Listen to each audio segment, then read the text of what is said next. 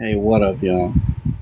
Um, I want to talk about this unfortunate bungee jumping accident that happened earlier on in the week. Shout out to Law Crime. Let's get it.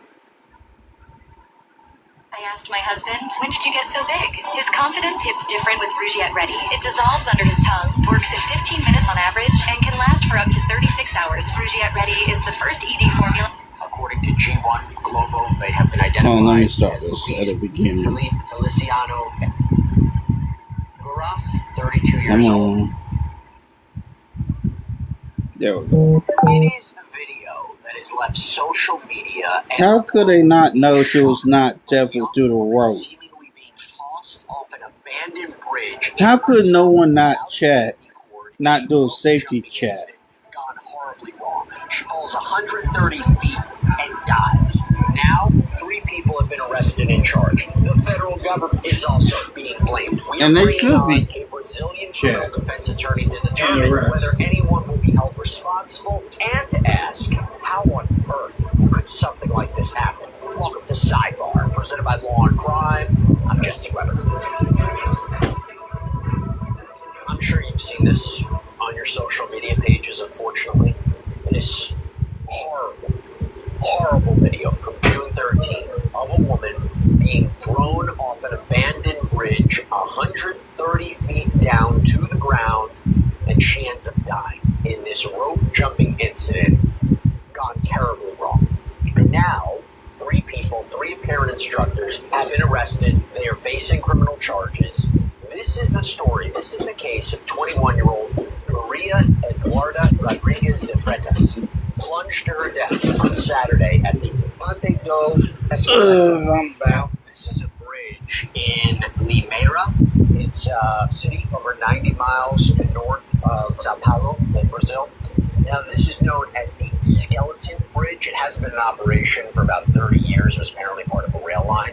When you see the video, okay, she appears to be wearing a helmet, a harness, but she wasn't attached to any safety. How could they not do a safety check? All the instructors, based on reporting, and maybe arguably you can see in the video, how could they not do a safety check? That's true. That's going to be a key component in this legal case. Maria Eduarda had apparently asked to be tossed from the bridge in this airplane Superman pose, so 2 instructors allegedly carry her onto the diving platform and then allegedly threw her over the edge.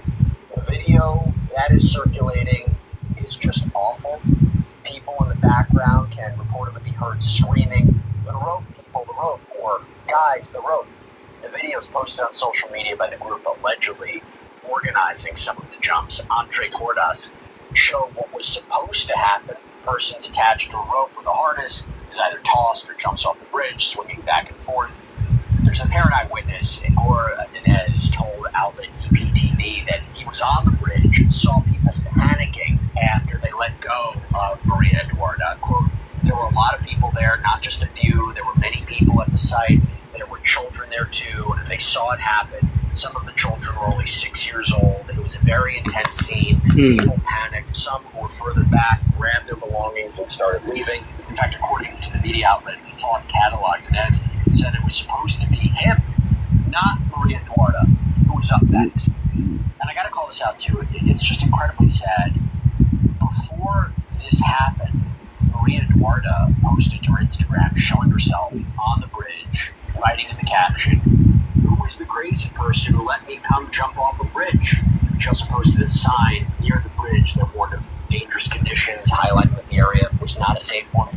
According to MSN, Brazil's military claimed that 10 suspects here ran from the scene into a wooded area once it became apparent what had happened. They were apparently found by helicopter. Another had been arrested as well. So you're talking about 3 people here. Outlet 30 UOL Anos reports that 2 of the suspects changed their clothes too. According to G1 Global, they have been identified as Luis Felipe Feliciano Egoraf, 32 years old. Metropolis reports that, according to the military police, he is a civilian firefighter. There is Vitor de Freitas Gonçalves, 27 years old. Metropolis reports that his work permit indicates he's a tour operator. And then there's There's Macron Fernandez Sintra, 42 years old. Again, this outlet reports he works with a film post-production company. According to O Globo, they didn't have a reason why this young woman was apparently not secured properly. G1 Globo reported that the suspects also appeared disoriented. They couldn't say whose job it was, whose responsibility it was to attach the rope, or explain why a safety check, a safety inspection apparently wasn't done beforehand. All right, real quick, just a little bit of a 180, but for anybody out there who's running a business, you know, it's tough enough. The question is, why make it harder doing things manually or relying on dozens of apps that don't really talk to each other? That's where our sponsor, Odoo, comes in. Odoo is an all-in-one business management platform with a full suite of integrated apps that seamlessly connect all your operations, from sales and accounting to And let me manufacturing. skip this. Odoo can automatically generate Tap the screen, tap the screen, tap the screen, please. Please tap the screen, tap the screen, tap the screen, please. There's no direct intention to kill, but the risk of death is assumed. So I'm wondering, and we're going to talk about this a little bit later on, I'm wondering if that's kind of like when you look at second-degree murder, in certain cases where it's like, you know, there's an extreme indifference to human life, or manslaughter, it's a reckless disregard for the apparent risk, for the known risk. I want to, again, talk about that. Outlet G1 said that they were charged with homicide with eventual intent, so that's another way of looking at it. It's possible there's some variance in translation. But these are the three reportedly in the video. And G1 reports, though, that 3 cases have now been converted to preventive detention. Seems the men are currently detained, currently locked up. Again, we're bringing on this Brazilian lawyer who's going to make sense of this in just a moment. To be clear about something, I don't know if there's been misreporting about it, but this is not bungee jumping, okay? This is rope jumping. It's different. Bungee jumping uses elastic cords that result in a Okay, so it's not bungee jumping. Rope jumping is this Rope extreme jumping. sport that uses different cords. Okay. And it creates this horizontal pendulum swing at the very end. According to 30 UL Anos, only bungee jumping has a protocol that's registered with ABNT. This is Brazilian Association of Technical Standards. There are strict requirements regarding who can sell or purchase bungee cords. Delegate Andrea Dantas Levy told the Global outlet that the company operating this rope jump, quote, didn't even have authorization to be there, and that this was the result of a failure to verify and supervise the placement of the rope. I gotta pause this. So this company didn't even have their ducks in a row. Not only did they not have their ducks in a row, this company wasn't even registered, much less supposed to even be there. This jump. G1 reports that in the video, the men carrying her appear to be wearing shirts that are emblazoned with the brands Andre Cordas and Evoy. Authorities say these are informal groups of rope jumping practitioners. There's no official company behind this operation. According to Thought Catalog, the tickets for this rope jumping experience range from about 130 to 180 reais, roughly $25 to $32. There were even future dates that were scheduled at even higher prices. And on the day that Maria Eduarda died, it was expected that about 100 people would jump. Now, in the aftermath, Thought Catalog reports that both organizations have deactivated their social media accounts. There is a lawyer for the operators that said, while rope jumping isn't regulated, like I said, the same way that bungee jumping is, it's not illegal per se. It's not against the law per se. Now, lawyers for the suspects told the G1 outlet that these individuals were highly experienced, that this had been the organization's only death in years. According to NBC News, a defense lawyer said the suspects are in shock at what happened. Also, we talk so much about the video, right? The video that's circulating around social media. According to 30 UL Anos, Maria Eduarda was reportedly holding a camera as well, but it hasn't been found. Some reports indicate it was a GoPro-style camera. Interesting when you think about what evidence there could be there. According to G1, a witness claims the instructors had failed to perform the proper safety check. Reports say that the thick rope that was supposed to be used to secure Maria Eduarda was tangled up on the ground, and you can arguably see it lying there in parts of the video. There is also another legal development in this case we have to talk about. According to 30 UL Anos, the municipality of Limeira may file a legal action against the federal government over alleged negligence in maintaining and controlling access to the Skeleton Bridge. The city government reportedly said it had previously sent letters to the federal government requesting security inspections of this bridge. Mayor Murilo Felix reportedly stated the risks of this bridge were already known to authorities, that this bridge reportedly has a history of accidents, including a cyclist falling from the bridge and dying in 2024. Last year, 2 other people were reportedly injured. By the way, the mayor posted on social media, and this is per reporting from Fox, quote, a young woman of just 21 lost her life in a tragedy that should never have happened. More than sorry, action must be taken so that no other family has to go through such pain. And before we even get into the legal aspects of all this and the investigation, I just want to take a moment to talk about Maria Eduarda Rodriguez de Freitas. She had been living in Jandira. This is the metropolitan region of Sao Paulo. She was a recent graduate with a degree in physical education and sports management. She was very into fitness and physical activity. She was active on social media. According to Thought Catalog, she had a fiance as well who reportedly became physically ill when he found out what happened to her. Family, friends, they have described this tremendous loss online. A family member reportedly posted on Instagram, "Until now, I don't believe it. I love you so much. I'll never forget you from our jokes. I'll always remember you. I love you so much, princess." Another friend posted on Instagram that Maria Eduarda was a, quote, beautiful young woman full of dreams and now interrupted plans. According to NBC News, Maria Eduarda's mother posted a statement on social media too. This is per local reporting, quote, "My beloved daughter, today alone I wanted to hug you more than 1,000 times. How much your departure hurts me. I love you eternally, my princess, and thank you so much for being a part of my life for these 21 years. What an honor it was to hear you call me mom. God, thank you for this privilege." Pano Bianco Academia, the physical fitness center where Maria Eduarda had taught, where she worked, said, quote, "Today we said goodbye to a very special person, to our Pano Bianco Silverstone family. Maria Eduarda left her mark through the dedication, affection, joy, and respect with which she treated everyone around her. Your presence illuminated the environment, and your memory will remain forever in our hearts. In this moment of deep sorrow, we join together in prayer and solidarity with family, friends, and colleagues, wishing strength and comfort to face this loss. May good memories, shared moments, and the love left by her be a source of peace and comfort. Rest in peace, Maria Eduarda." And then there was a later post that said this gym, this fitness center, would suspend its activities, quote, as a sign of respect and mourning. Maria Eduarda was reportedly buried on Sunday. All right, so I want to bring on somebody who has expertise in the law in this region. Joined once again by Adriele Barca, Brazilian criminal defense attorney. Thank you so much for taking the time to talk about this. First of all, this is a story that everybody is now talking about. It went on social media. So many people have seen the video. A lot of major outlets here in the States are talking about it. How many people are talking about it in your area? Is it a story that in Brazil is getting a lot of attention? Yes, everyone is talking about it. Not only because of the accident, but because of the commentary on the victim's body after she passed. So it's been talked about a lot. When you say that, the commentary on her body, what do you mean? There has been a lot of sexist commentary about the fact that she was a young girl and people talking about how they wanted to see her body. Really? That's what people are saying? Yes, a lot of them talking about it. It's awful. That's sick. I didn't even comprehend. That's an element That I didn't is even know sick. was going on. That's disgusting. That's disturbing, to say the least. In light of everything that now her family and friends have to deal with, that's the next part. Yeah. Putting that to the side for a second, I didn't know about rope jumping. Is rope jumping common in Brazil? Yes, it's very common. And it's legal, right? Like a lot of people do it? Yeah.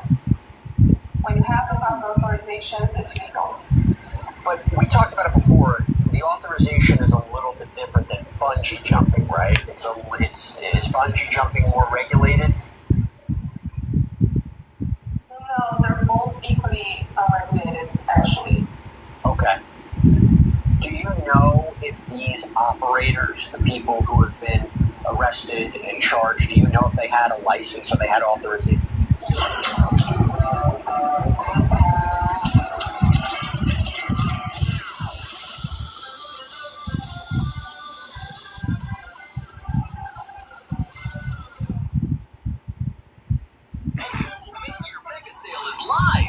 Ideas into income. Save up to $3,640 $46 with our biggest savings yet. Buy more, save more. And guess what? Every Thursday at 7 p.m., get up to 34% off. Strictly limited units. Enter your email for a chance to get your order refunded and save even more. Plus, score a free gift pack worth up to $120. From holiday and seasonal creations to wedding and party decor, home and woodworking, jewelry, metal, printing, and small business projects, over 500,000 creators choose Xtool. Save big at our mid-year mega sale now.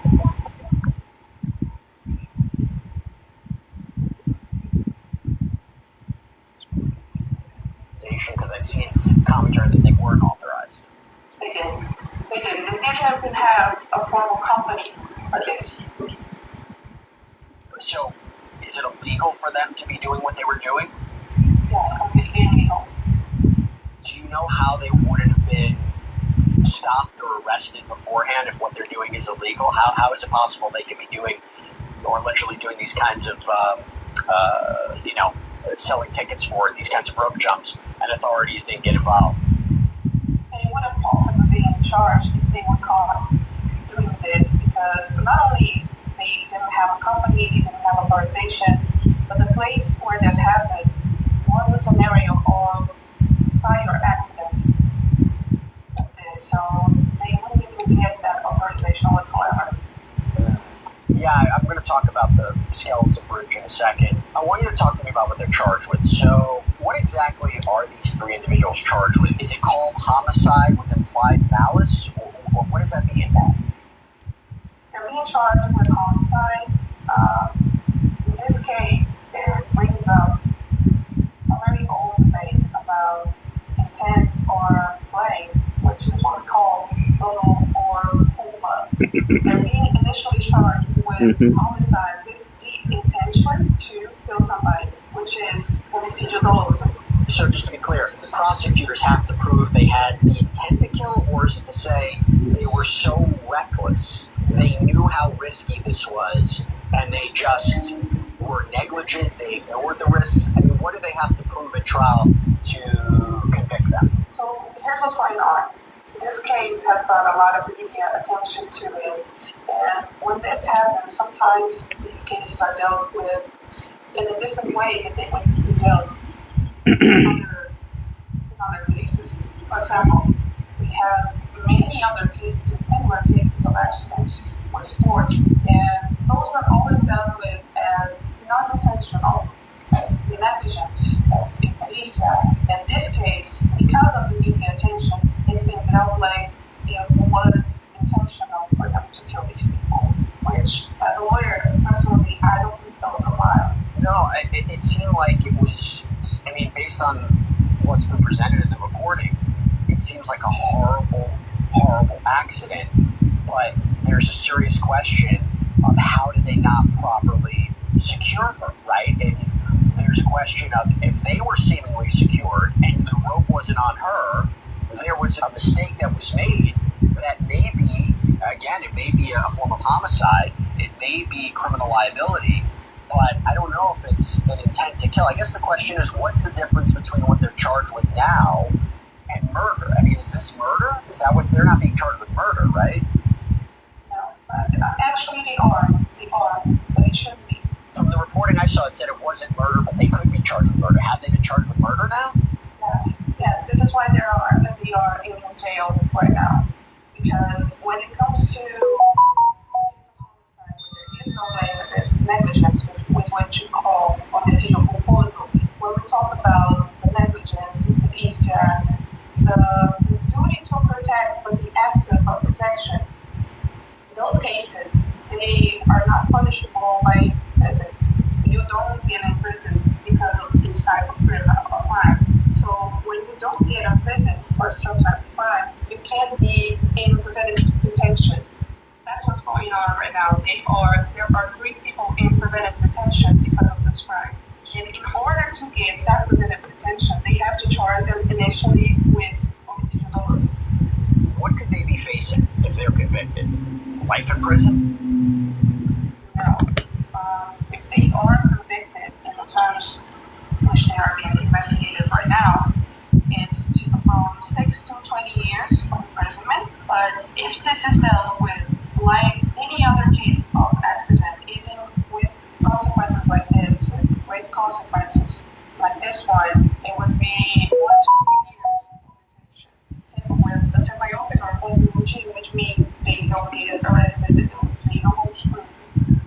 Okay. Is it possible they go to trial on these charges and a jury says, no, they shouldn't be found guilty of this, they should be found guilty of a lesser crime? So here in the United States, sometimes somebody who's charged with murder, a jury will look at that and say, it's not murder, we're going to find them guilty of manslaughter, right? It's a lesser charge. Is that something that's possible in Brazil? Yes. Okay. So what are you envisioning here in terms of a defense? You have 3 different people. I wonder if one is going to say, it wasn't my responsibility, it was this person's responsibility. In the video, you see, I think, just 2 of them carrying her, or allegedly carrying her out onto the ledge. What do you imagine is going to be the defense for each of these 3 suspects? All my golfers out there, let me introduce you to 2 must-have Ryobi products for your summer round. First, we have the Misting Fan, over 7 hours of rest time, multi-directional head, and dual speed. You can clamp it on your push cart, your golf cart. Clamp is super secure so it won't come off. Next, we have the Ryobi portable speaker. It's compact, it's waterproof, and it can even float. Has up to 6 hours of run time. The sound quality is amazing. Is going to be the defense for each of these 3 suspects? I imagine that the defense is going to argue that this is a case of culpa, this is a case of homicídio culposo. And what is that?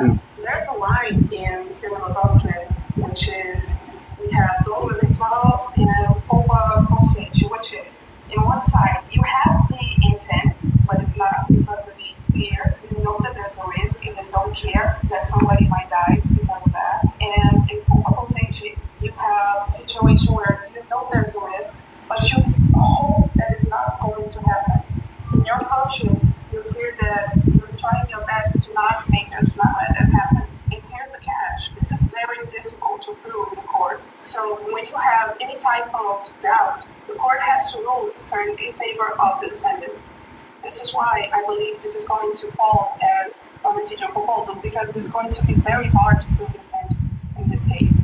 Even though there is a lot of negligence and there were a lot of things that happened in order for this accident to take place, where there should be more responsibility, the government should have blocked the bridge, the police should have been seeing what is going on. If they know that there's always the risk of this accident, that people go there to jump, there should be some kind of security there.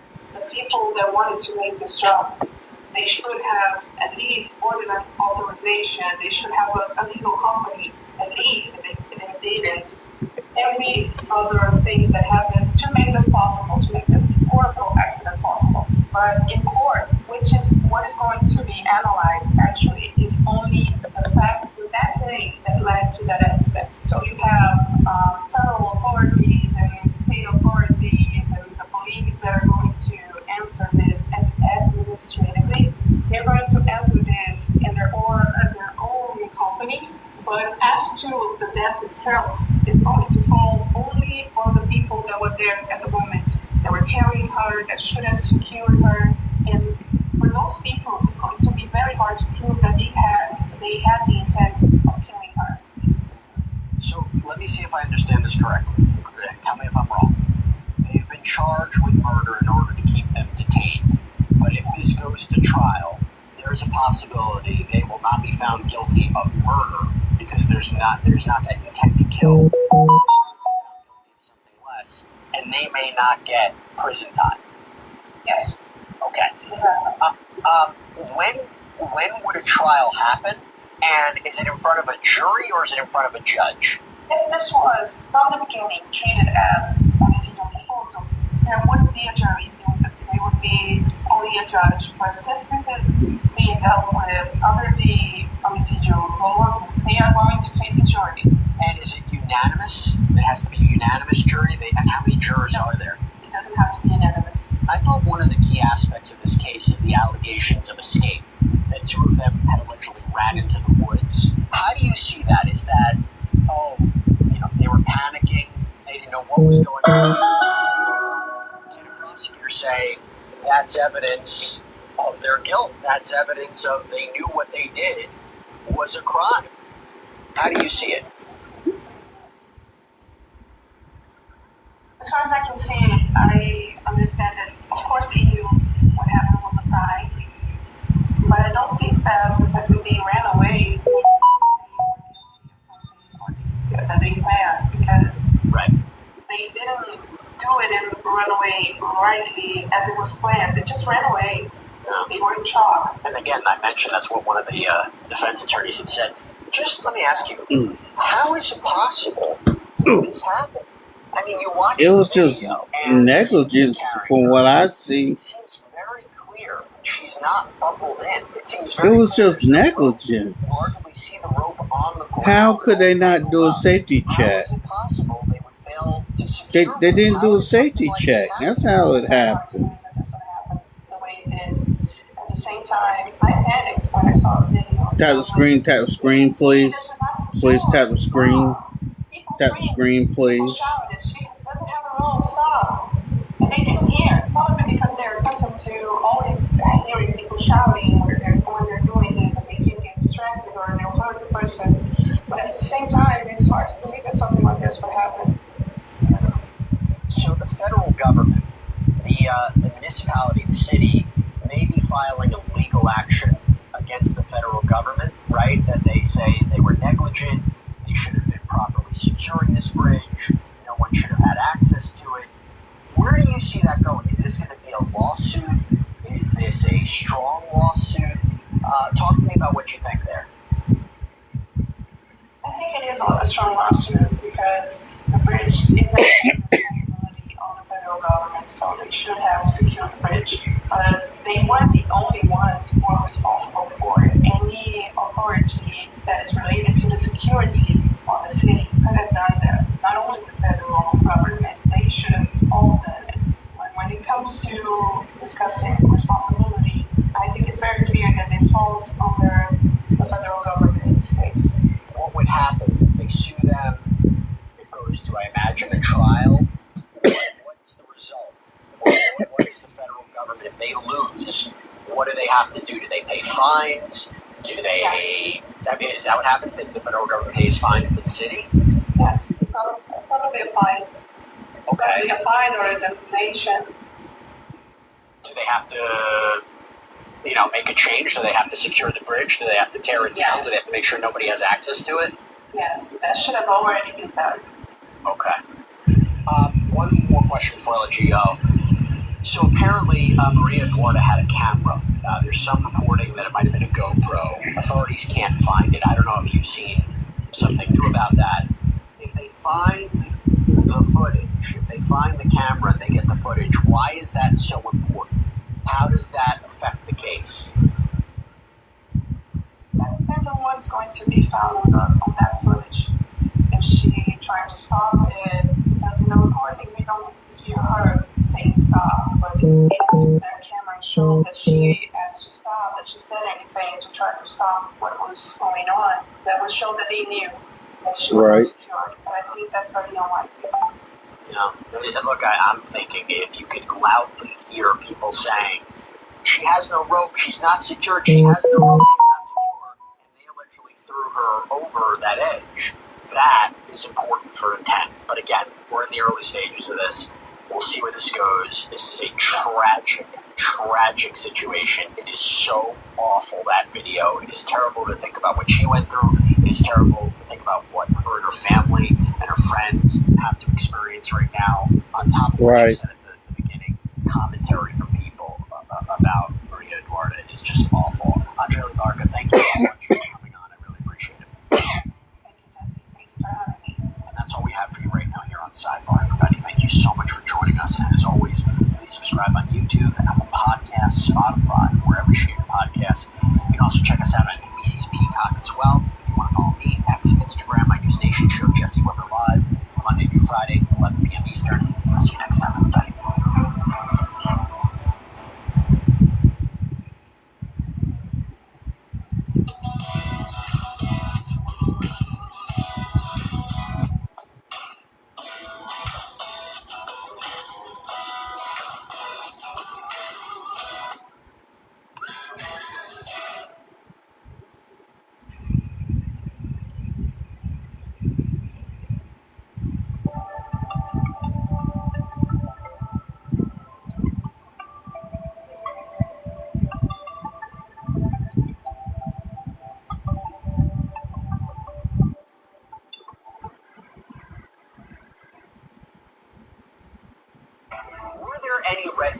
weeks leading up to the death of the young woman who was allegedly thrown off a bridge in a rope jumping incident gone horribly wrong, what steps should have been taken? What was supposed to happen? I'm going to bring on an expert in this field as we also address new developments in the case. Welcome to Sidebar, presented by Law and Crime. I'm Jesse Weber.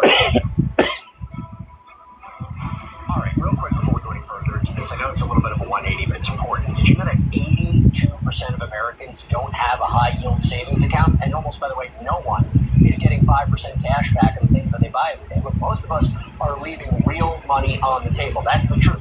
But our sponsor, Chime, is stepping in, and they are here to help you stop on losing out. What do I mean? So the Chime card puts rewards in your hands. Members can earn 5% cash back on the category that they choose. Groceries, gas, bills, travel, dining out, 5% back on gas. I don't know about you. Sounds pretty good to me, right? Now, not to mention, you could earn 3.75% APY with Chime's high-yield savings account. That is 9 times higher than the national average rate. So you can even automate how much you want of every paycheck that goes straight into savings. You don't even have to think about this. Plus, let me tell you this too, right now, you can get a $75 exclusive bonus through my link. You head to chime.com/sidebar, or you scan the QR code on screen, and you're going to start growing your money today. All right, so we're back talking about this because we want to explore a little bit more about this unfolding tragic situation in Brazil that has gotten so much attention both in the media and online, and rightfully so. This is not a case you see every day. We're talking about the fatal fall of this 21-year-old woman, Maria Eduarda Rodrigues de Freitas, who plunged to her death in a roping incident where she was allegedly tossed off an abandoned bridge and wasn't attached to any rope or cords, 130 feet down. Horrible.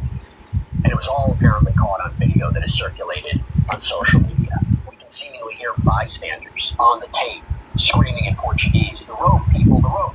So in a little, we're going to be bringing on a bungee, a roping expert to talk about potential red flags, liability, what should have been done. Because right now, 3 instructors are facing charges. Luis Felipe Feliciano Egaroth, 32 years old, Vitor de Freitas Gonçalves, 27 years old, and Macon Fernandez Sintra, 42 years old. They were arrested, and they're charged with what we understand to be in Brazil homicide with eventual intent to allegedly fled the scene before they were captured. And by the way, according to NBC News, Brazilian law characterizes this as killing someone, not necessarily with the intent to kill, but by engaging in a dangerous act that carries a known risk of death. And since we last spoke, there have been some developments here. So you might recall that we discussed how this all happened at a bridge in Limeira, a city over 90 miles north of Sao Paulo, Brazil. This is known as Skeleton Bridge. It was part of a rail line. It hasn't been in operation for 30 years. And as we reported last time, according to 30 UOL Anos, the municipality was considering taking legal action against the federal government over alleged negligence in maintaining and controlling access to this bridge. The city government reportedly said that it had previously sent letters to the federal government requesting there be security inspections of this bridge. Well, guess what happened since we last spoke? Reportedly, Councilwoman Bruna Magalhães reportedly confirmed to Bachi Noticias that this bridge is going to be torn down by the federal government now. Kind of makes you think, I had to take something like this for that to happen. I mean, assuming all the allegations are true about this bridge. And also from a legal point of view, I got to also say, kind of have that consciousness of guilt kind of thing, right? Tearing it down because, do you agree there's a risk there? Now, Magalhães said, quote, the federal government authorized it, the mayor provided the equipment, and now the bridge will be demolished. The important thing is that lives will not be lost here. Now, here's something else that's interesting. Social media influencer Estefany Gonzalez posted that she was at that same Skeleton Bridge the month before this happened, that she engaged in the same kind of rope jumping activity with the same instructors, the same suspects, the same defendants. And she posted a video of her looking like Superman-style jump on her Instagram page back in May. And it wasn't just her. She said there were 90 participants that day. After Maria Eduarda's death, she opened up about what she experienced in a series of videos. And one of the things she said was that the organizers of this activity apparently told participants not to distract the rope operators, that they didn't want them to lose attention, lose focus. She said that in her experience, there were several safety checks of the equipment, that the operators would share duties. So with that in mind, she says, when it comes to Maria Eduarda, quote, I don't really know what happened. We also have Delegate Andrea Dantas-Levy, who told the outlet Globo that the company operating this rope jump Tap screen, please. and that this was a result of a failure to verify and supervise the placement of that rope on the jump. G1 reports that in the video, the men allegedly carrying Maria Eduarda appear to be wearing shirts emblazoned with the brands Entre Cordas and Big Boy. Authorities say these are informal groups of rope jumping practitioners. There's no official company behind this operation. And according to the New York Post, a defense attorney for the suspect said that they don't know who was responsible for attaching the safety line that day. Defense counsel also reportedly told the G1 outlet that these individuals were highly experienced, and that this had been the company's only death in years. According to NBC News, the defense lawyer said the suspects are in shock. According to O Globo, they apparently didn't have a reason why this young woman was reportedly not secure. I don't do battles, unfortunately. I'm sorry. Appeared disoriented. That they couldn't say again whose job it was to do what that day, or explain why the rope wasn't attached, why a safety check wasn't apparent. But I do thank you for being here and liking the live one of these stream. individuals that was arrested allegedly told authorities he didn't even realize that Maria Eduarda hadn't been secured, and only understood what was going on when he heard people screaming. That's when he claims he left the platform, saw what happened, claims he rappels down, sees police and a healthcare professional performing life-saving measures. Now, before I even bring on this bungee roping instructor, because I have a lot of questions about how this works and what should have been done, on our last show, I spoke to Adriela Varga, who's a Brazilian criminal defense attorney, because I wanted to get a better sense of the charges.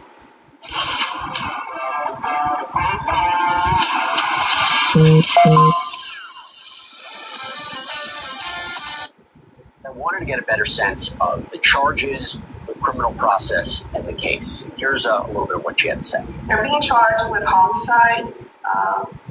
In this case, it brings up a very old debate about intent or blame, which is what we call dolo or culpa.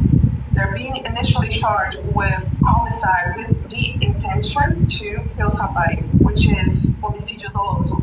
So here's what's going on. This case has brought a lot of media attention to it. And when this happens, sometimes these cases are dealt with in a different way than they would be dealt in other cases. For example, we have many other cases, similar cases of accidents with sports, and those are always dealt with as non-intentional, as negligence, as impericia. In this case, because of the media attention, it's being dealt like it was intentional for them to kill these people, which, as a lawyer, personally, I don't think those apply. This is why they are in jail right now, because when it comes to a case of homicide where there is no blame with this negligence, with what you call homicídio culposo, where we talk about the negligence, the impericia, the duty to protect but the absence of protection, those cases, they are not punishable by prison.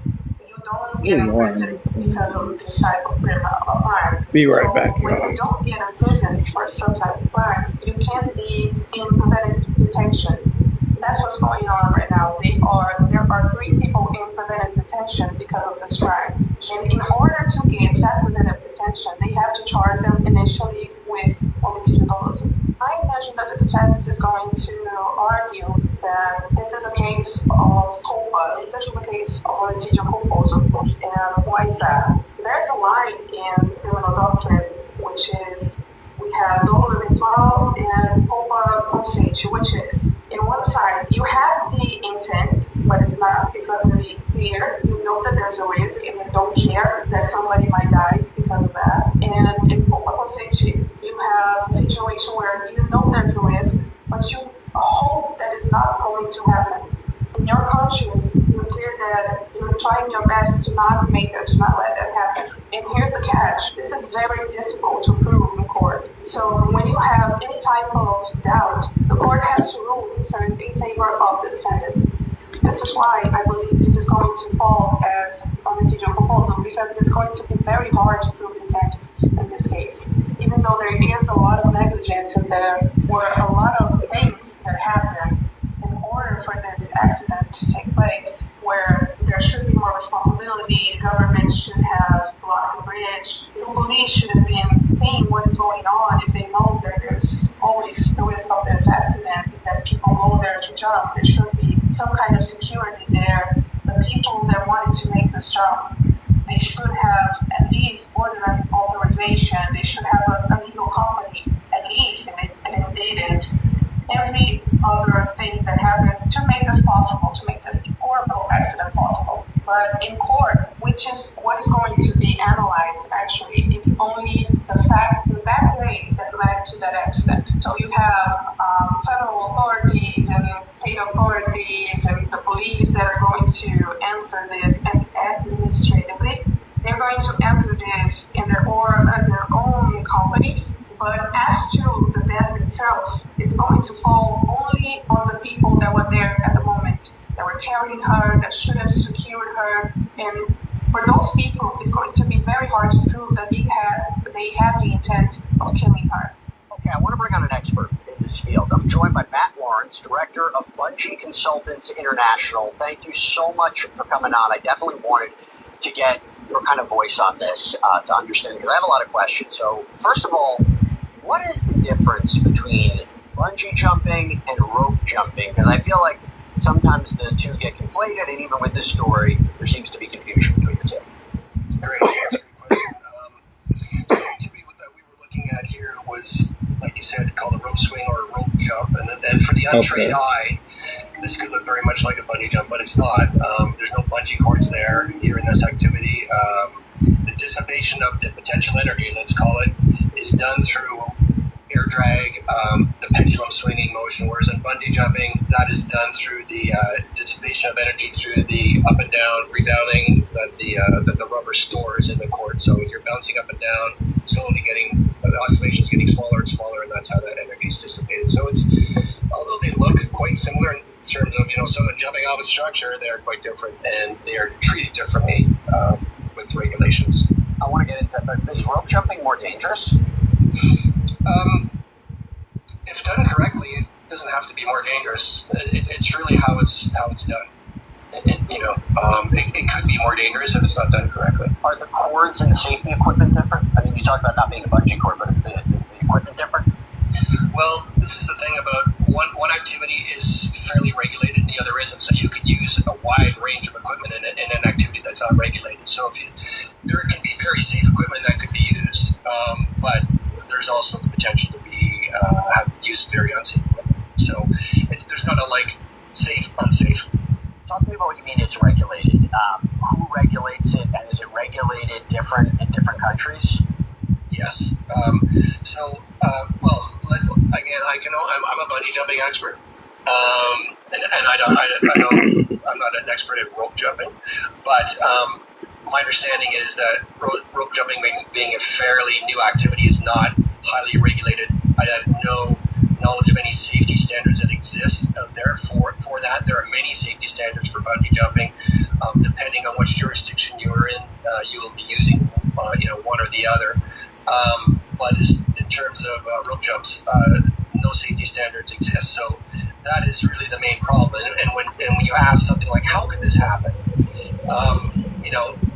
The answers to that are, the barriers for entry into that activity are quite low, and anybody with a harness and a rope can really, and really with the knowledge that they think they can go out and do this, can do so and make a quick buck. If they're operating in an environment with no safety or no recognized safety standards, and that safety standard is a key element in the ecosystem to create any safe environment for a consumer. And a good safety standard will govern all aspects of the operation, the design, the manufacture of all the equipment, and the operation of the activity itself. And then the third component that's missing here is the oversight. So you can follow a safety standard and do it very well, and get away with that. And in some jurisdictions, there are no safety standards, and people are being responsible and following, no oversight, and they're just following a safety standard. But that third ingredient is the oversight. But what I mean by that is the government body or other body, which we call the Authority Having Jurisdiction, or the AHJ, and they will regulate the activity according to the safety standard that exists here. So without those components, it gets a little bit dicier. And bungee jumping, for example, the barriers to entry are quite high. It takes a lot to invest the time and effort to create a bungee site. You need different equipment, you need to create structures, and with those regulations, you need to go through a lot of engineering and so forth to get to that point where you can actually open the doors. Yeah. It's got a name and places to be. Help is on site. Target.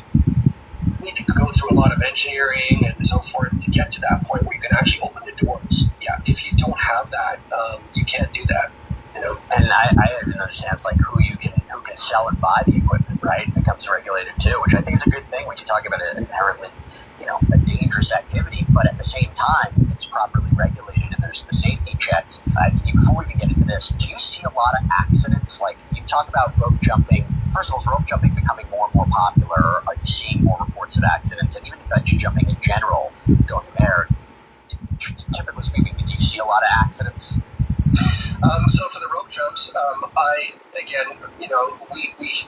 when something happens, we hear about it, right? Because a lot of people equate, this is bungee jumping. Look, the people are jumping off stuff. So we hear about all that stuff. So they do become a little bit more prevalent as time goes on, and it seems to me that activity is gaining some momentum, and that other people are doing it.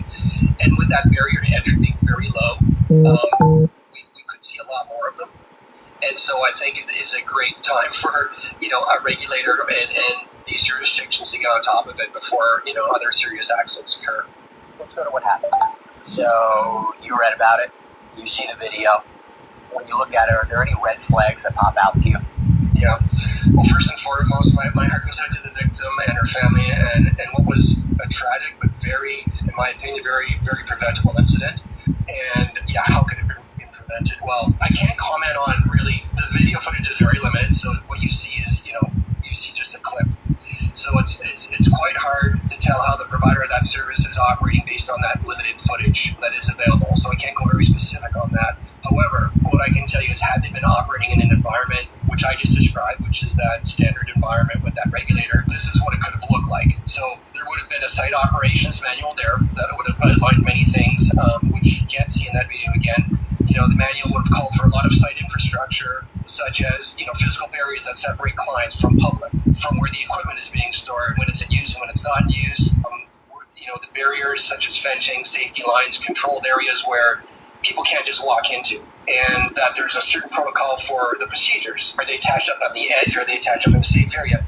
So when you're in a regulated environment with a standard, you're not free to walk around. If you're able to walk around and go and touch everything and walk into the same area that the participants are in, that's a big red flag. But, there's a lot of things that, as a consumer, if you want to see, do your research, there's lots of things you can do to,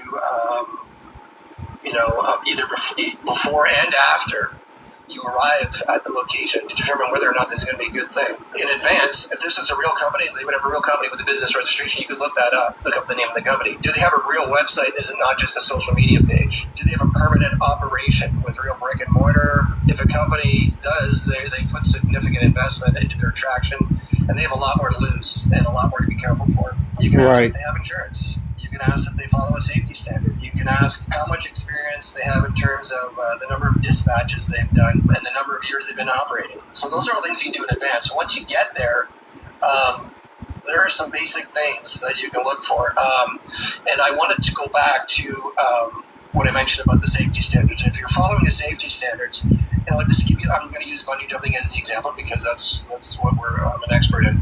Our safety standards come by two fundamental principles. One is called redundancy, the other is called competency, and they apply to both equipment and procedures. Let's talk about competency and equipment. If a piece of equipment is competent and the load ratings are above, like let's say a 10-to-1 ratio, above what they need to be for the activity, and they're also designed and suited for doing what you're doing with them during that activity. As far as people go, when we talk about competence, if someone is competent, they will have the required knowledge, skills, training, and experience to perform that safely, which means they've gone to some type of courses, the on-site training program of the operator as well. You have competent equipment and competent people. And then when we talk about redundancy, we're also talking about procedures and equipment. So if you're a guest on site and you're looking at this, when I talk about redundancy, let's look at the harnesses. Is there two harnesses on that person? Or does that single harness have two attachment points that allow, two attachments to that? So if one fails, you have the other. Can I ask you about that real quick? So You're talking, is there a backup? Like, for example, I don't know if this is the cases that happen, but if somebody's like, oh my gosh, we forgot one cord, we forgot one rope, there's a backup in case somebody forgets it. Like, is that something that exists? Well, and that's, in layman's terms, that's what redundancy is as we apply to equipment.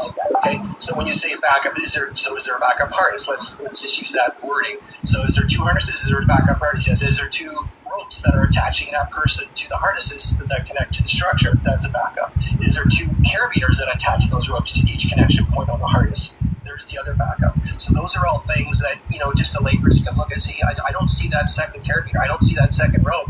This is just a single point attachment. This doesn't look very good. And then when we talk about procedures, and this is the other big one, when we talk about redundancy for procedures, it's, again, the backup procedure. So if someone's putting a harness on you, is there a second person going around checking that adjustment, making sure it's tightened properly and secured properly? Is there a second person looking at that connection that you did with that carabiner after the first person did it? You could have two carabiners on there, but if only one person's doing it, maybe one of them doesn't get done up properly. He got distracted by the person beside him talking, asking him a question. So that second person checking all those connection points is very important in creating redundancy on a bungee jumping site or in a rope swing that complies equally to both. One of the things that this is when you see the video, if these allegations are true, it looks like the rope is right there. You see it tangled up, right? I mean, that's the argument there. Again, why didn't nobody do a safety check? Right, if they're accused of that. It does become a question, how could you not notice it? And it was reported when you look at the video, Maria Eduarda appears to be wearing a helmet and harness, but she wasn't attached to the safety equipment. The instructors, the argument is, do seem to be attached to a safety rope. So there seems to be that level, or arguably that level of consciousness. How do you just not see the rope there? How do you not see she's attached when hanging her unless, like you said, there's an issue of competency or there's an issue of distraction? Yeah, so we don't know if that is the rope that was actually supposed to be used for that. It could have, it may not have been. It could be attached somewhere. It's probably attached somewhere on the bridge, and it's just waiting for them to attach it to the person. That rope there, I don't know what it did. I couldn't tell if it was long enough or strong enough or whatever to be the actual rope that was supposed to be being used. What is evident, though, that there is no rope attached to that person. That is very, very evident in the video. And again, that's just simple. Like, again, if you have a site operations manual and you have competent people, what's required when you write a site operations manual is a series of checklists that everybody has to go through as they're performing the hookups. And so it's like, before that person gets to the edge, there's 10 things that have to happen. Okay, first of all, let's check the harnesses. Double check the harnesses. Second, pick up the rope, connect it to the thing. That gets double checked as well. And before that, they can even get it detached from their safety line, which, there should be a safety line on that person until they are connected to the whole entire rigging system. So all those things have to happen. Harness checks, connection checks, anchor checks, before anybody can even just proceed to the point where they can even get into a position to jump. And then once they get into that position, there's another series of checks that have to happen. Okay, put your feet to the edge, get to this point, get to that point, I'm going to count 3, you're going to do this, you're going to do that. And if those aren't occurring properly, you need to pull back and start over. So there was a very low level in that video of what the actual procedures were and the order of those procedures. And so, again, what could have happened, people are distracted by lights and cameras and saying, here's what I want to do. They're all caught up and I got to get the shot instead of focusing on the safety. And the crew members have just got to zone all that out and be able to go through their checklists, if they have any, to create that safe jump. And my guess is they probably didn't have a written site operations manual where that they could even follow. Otherwise, it doesn't happen. If you have that, you're just in an environment where that works. And if they don't, it's probably what happened. What's confusing is, you have defense counsel for at least one or all the suspects saying this is the first time anything like this has happened. They've done so many before. I talked earlier about how an influencer did a jump on that same bridge with the same operators. And they said there was safety checks. There were 90 participants that day. It takes just obviously one thing like this to happen, and everything changes. You wish it didn't, but that's confusing too, right? It's not like they were operating for 2 days and then this happened. That people make mistakes, but at the same time, how does something like this happen? Yeah, well, you can ride a horse backward your whole life and never fall off that horse, and so, but there's elements of, there's layers to the onion, okay? So, and if you only got a couple layers, you could be safe for a long time. Oh, Why am I getting away with not having that double check? Because my one guy, he's doing it right every time. But eventually, it catches up to you. Eventually you get it. And so this is where, it just needs a bit more structure and regulation. A lot of more questions are going to be asked about this. Matt Lawrence, thank you so much for coming on and trying to make sense of what we're seeing here. I really appreciate it. You're quite welcome. Anytime. Thank you. And that's what we have here right now here on Sidebar. Everybody, thank you so much for joining us. And as always, please subscribe on YouTube, Apple Podcasts, And that's it, everyone. Spotify, wherever you get your podcasts. You can also check us out on NBC. Thank y'all for being here. I hope we'll see y'all again soon. Peace.